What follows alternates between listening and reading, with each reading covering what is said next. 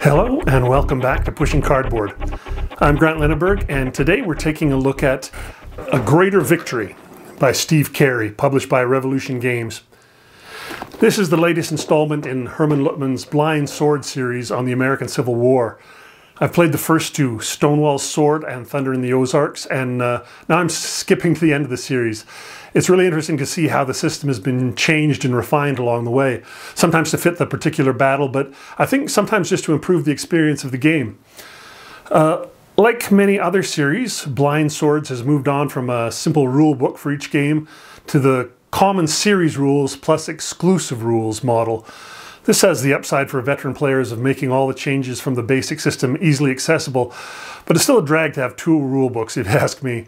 It's not a problem just confined to this game, obviously, and I'm not sure just having a single rule book is the answer. In theory, I like the idea of a single rule book with exclusive rules highlighted, but I imagine it's difficult to highlight rules that have been dropped. In any case, I should say that the rules load here is not heavy. There's just 14 pages of series rules and 6 pages of exclusive rules, with maybe a page or two more of scenario-specific rules for each scenario. A Greater Victory plays out the Battle of South Mountain, September 14th, 1862. For fans of history, this engagement has a few outstanding issues. It's the result of a famous recovery by the Union of a copy of Special Order 191, wherein Confederate General Robert E. Lee detailed his plans to split his army in two, with one half headed towards Harper's Ferry, the rest stay at Boonesboro, near where our battle takes place. Also surprising is that Union General George McClellan moved decisively to engage the latter half of Lee's army.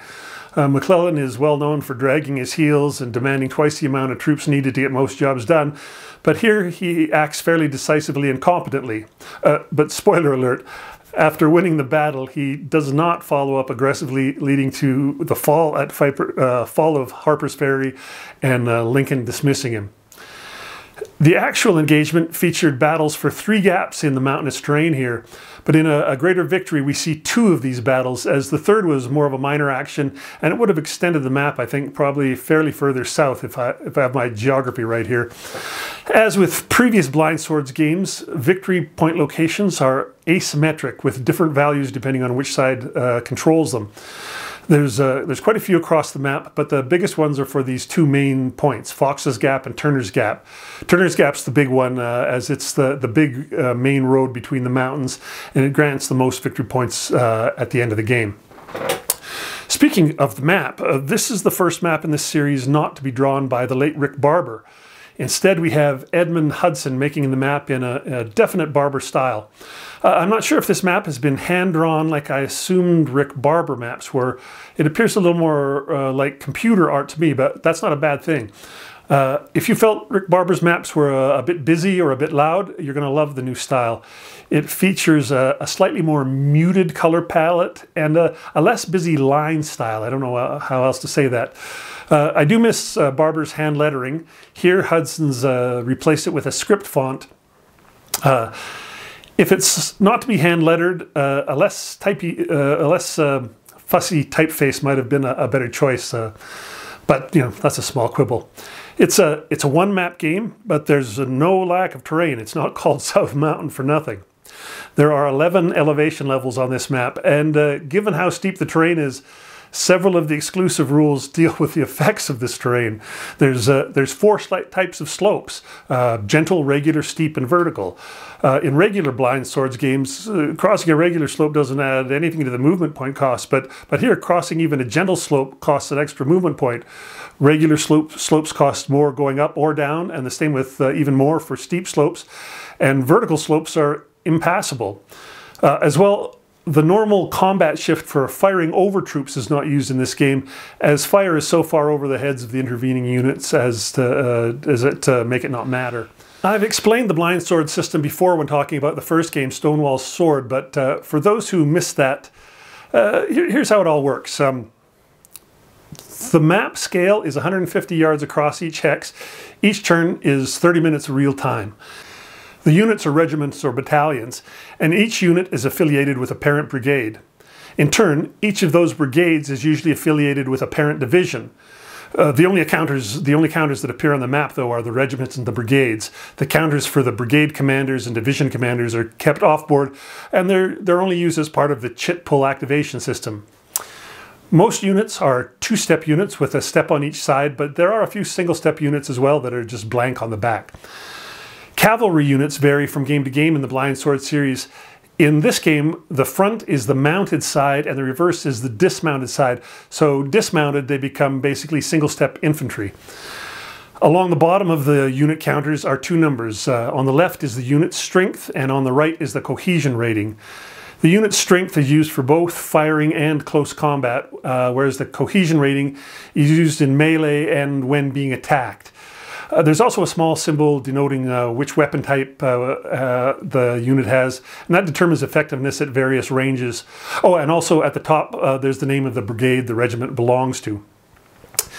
Cavalry counters are very similar to infantry, but artillery works a little different in that the units don't belong to brigades, they all work independently.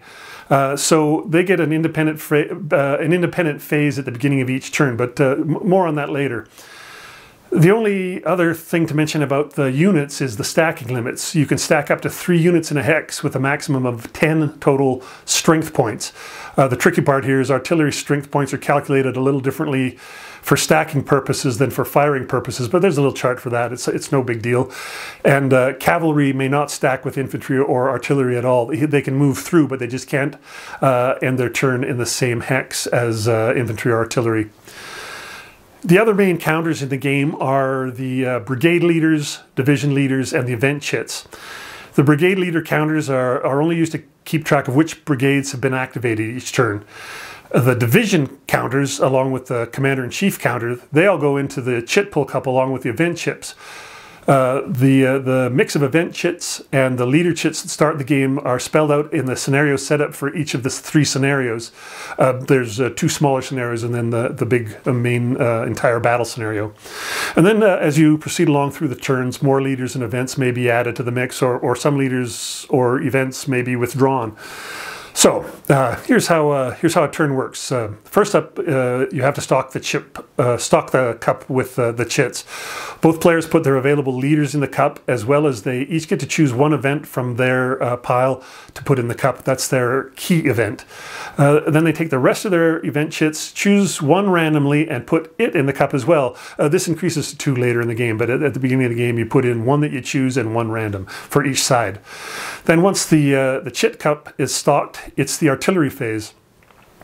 Players take turn activating 1 hex worth of artillery at a time and either firing it or moving it until neither player has any artillery units left that they wish to use.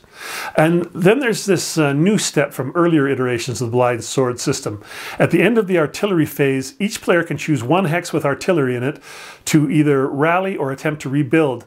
This used to happen in previous games during infantry activations if there was an unused artillery nearby, but this is a cleaner system to have their own phase. But caution, it only allows for a single hex to be rallied or rebuilt each turn. And then we get to the meat of the game, the chit draw phase. A chit is drawn from the cup. If it's an event, the owning player either holds it for later or plays it right away. Events can be things like an extra fire attack, an extra rally attempt, or my favorite, command confusion, where you get to mess with your opponent's orders for one of their brigades. If a commander-in-chief chit is pulled, that side might get an extra activation. The commander-in-chief chits in A Greater Victory work a little differently than in some Blind Swords titles. First off, they don't show up in the counter mix until partway through the game. Lee arrives at 1 p.m. and McClellan not until 3:30. Second, they're not automatic activations. They both have an activation number of 2, meaning you have to roll a 2 or less to get to use them. So even when they're drawn from the cup, you only have a 1 in 3 chance of getting an activation out of them. But the really big difference is that the chits don't automatically go in the cup. In other Blind Swords games that I've played, the CNC chits go into the cup each turn along with the brigade leaders once they're available. But in A Greater Victory, they're treated like event chits. That means they only end up at the cup if a player chooses it as their key event or if it's chosen as one of the one or two random events. I talked to designer Steve Carey about this decision, and he said neither commander had much of an active input in the battle. Lee had fallen off his horse the day before and wasn't in great shape, and McClellan was McClellan, not the most dynamic field general. So that's interesting. You might get a chance at an extra activation, but it's a pretty low chance.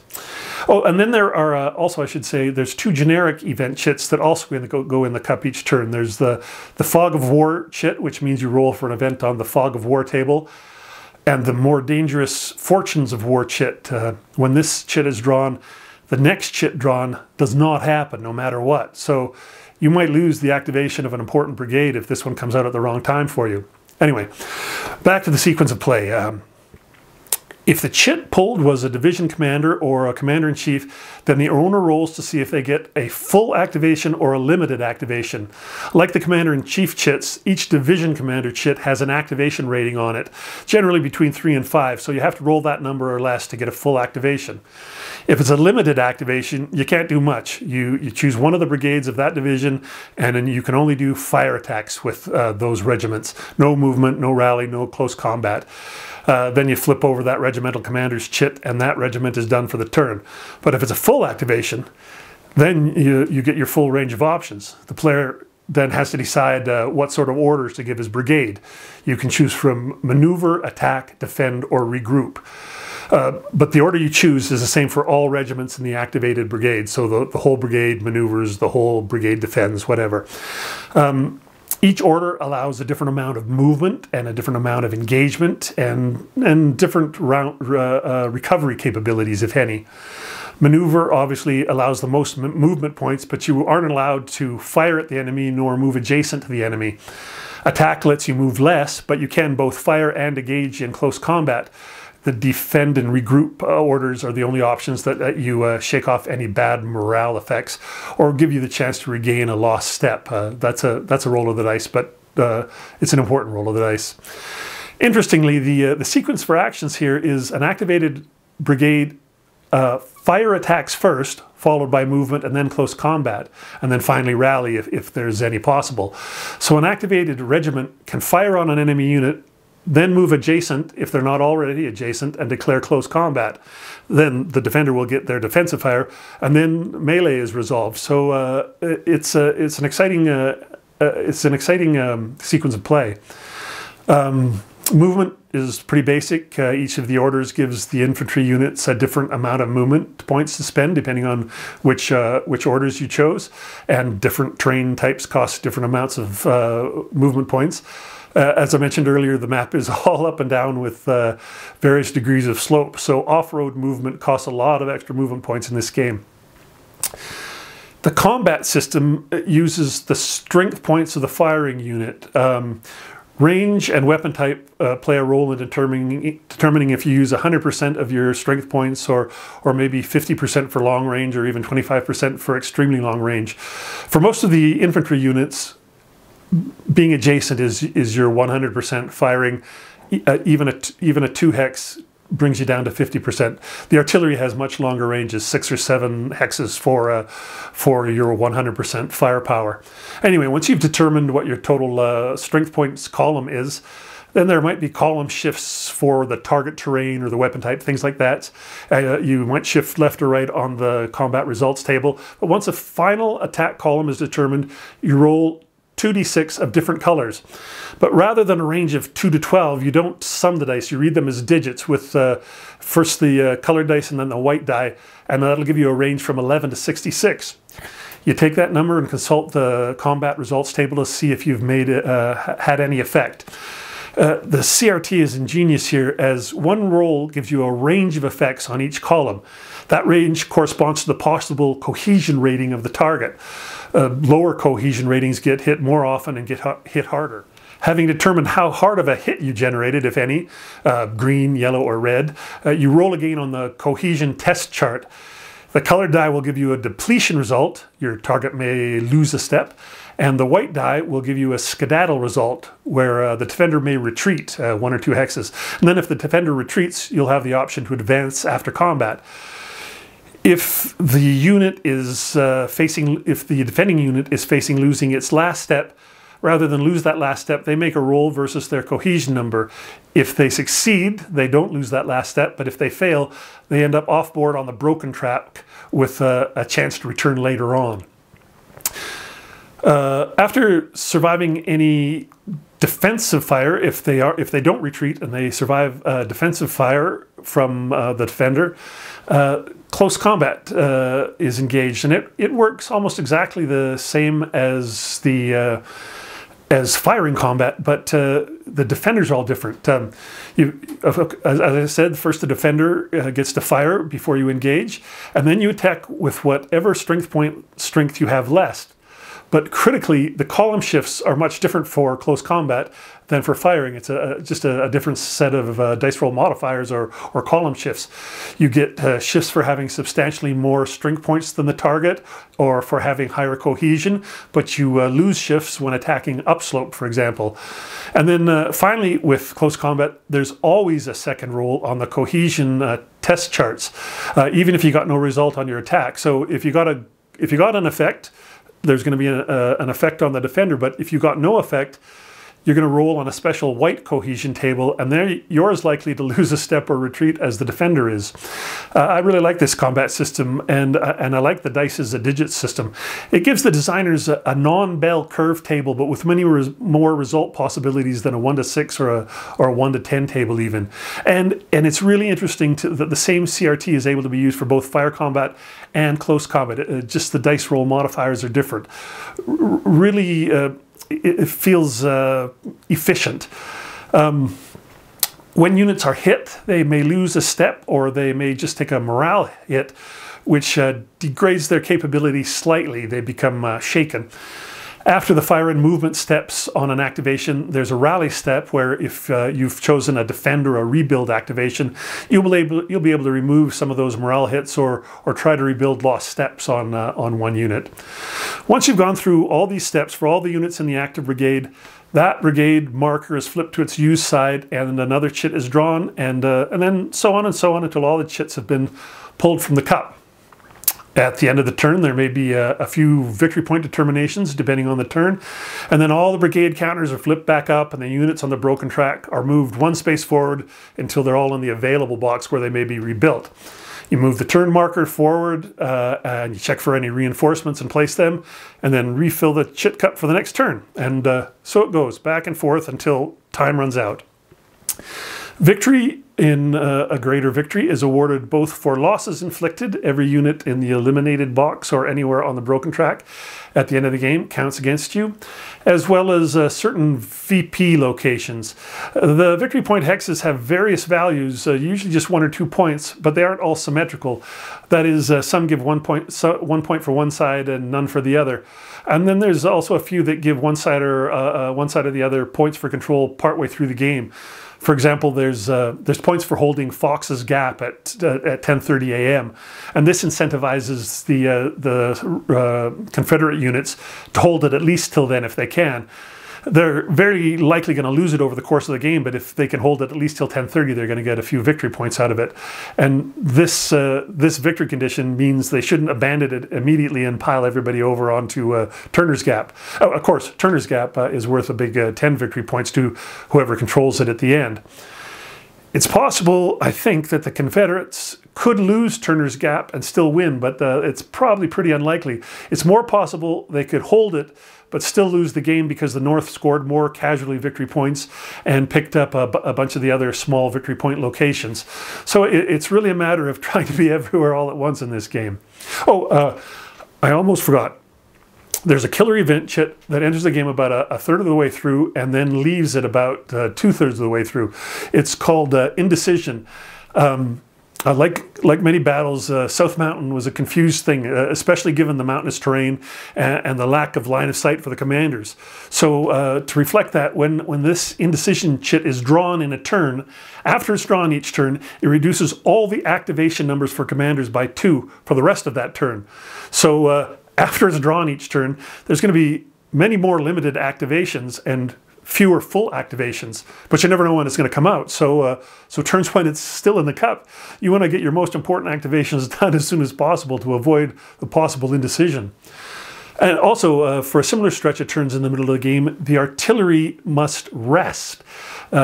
When artillery's on rest, each player can only use 2 artillery units per turn for that middle third of the game. This really diminishes the effects of artillery in the game until the final third, because the first third of the game, you're just trying to get your guns to position. They have to be brought in from off board.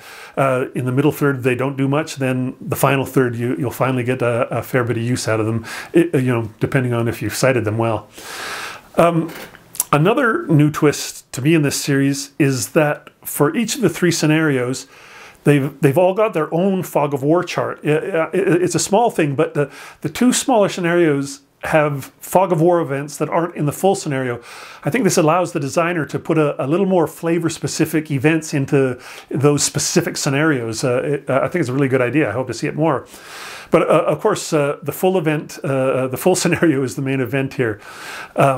The rebels have just enough to try to hold Fox's Gap through that, till about 10:30. It's going to be it could go either way. Both sides will likely be shredded in the south, regardless of who holds it at that 10:30 point. But just when you feel you're running out of units, the reinforcements start to coming in, but slowly, because the indecision chit may slow everything down. Depending on how you assign your limited activations when they do come in, you're likely going to end up with some formations that only barely make it into contact before the end of the game. You might even get a few that don't come into contact. The Union player has to decide how much to throw at Turner's Gap and how much to use trying to capture the outlying VP locations. The Confederate player has to counter those choices, but also has to finesse how much ground to give up versus how many losses to take. The rebel forces are much more brittle than the Yankees here, but the rebels are almost always uphill from the attackers, giving them the terrain advantage. The Union always tries to get on the same level to attack whenever possible. I have to say, I really like this game. I continue to play it even after wrapping up my review plays. This series has come a long way since Stonewall Sword, which I also liked. I really like the reduced number of event chits in the cup each turn. You still get the full range of events, but you never know what's coming each turn. You don't know you're going to get a certain one each turn. And as well, the event chits for each side vary a bit more from previous titles that I've tried, I think. Each game I've played in the series also handles cavalry a bit differently. There's not much cavalry here, but I appreciate it being able to be dismounted and used as infantry rather than just running around and used as a screening force. I think what's really great about this game is its reinforcement schedule. Both sides start out with very little. The Confederates start out with nothing that can defend the north part of the map. But the Union only has a couple of cavalry units to try and grab victory locations there early. Slowly, more divisions and brigades begin to trickle in on both sides, filling up the chit cup turn by turn. In the north half of the map, the 2 sides sort of kind of reach the prime victory locations at about the same time. In the south, it's more of a case of how the fight for Fox's Gap plays out, and when the Union can decide to break out, spending part of their force to add into the fight at Turner's Gap, and then spending part of their force to pick up a couple of those smaller southern victory point spots. There's a rule in this game about certain Union divisions only being able to play on the north side of the main road and some only on the south side. This is a design decision to keep the Union from being able to mass all their troops in one place.